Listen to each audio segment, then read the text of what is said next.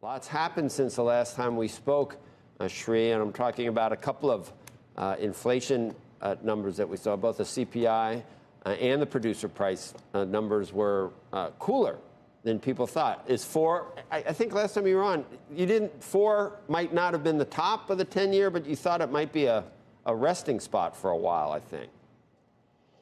I had said to you last time that around 4 would be the ceiling for the 10-year. In other words, that it could go to 425, 430, but we were not headed to 5%. Around 4% is where we are going to settle.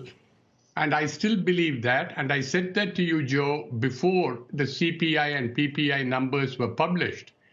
And the publication of the two numbers last week and this week's numbers only convinced me that that is roughly where it's going to be. The reason for that is that the significant increases in interest rates the Fed has already implemented this year is eventually going to lead to a recession, probably beginning middle of 2023.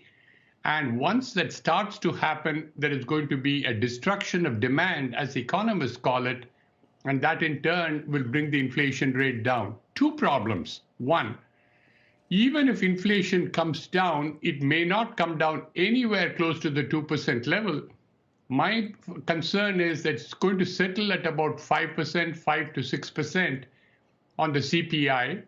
The Fed cannot call victory at that stage, and they are going to be going back to an Arthur Burns type situation in the 1970s of tightening again. So that's one serious error. Second, you look at the 2 to 10-year curve inversion that you made reference to at the beginning of your comments, Joe, and that has become negative to the tune of minus 68 basis points yesterday. It is the most inversion we have had since the early 1980s. We didn't have that much of an inversion even during the 2007-2008 crisis. That in turn tells me that the recession is coming and it could be quite severe. Yeah, that's what we referenced when we introed you, Sri.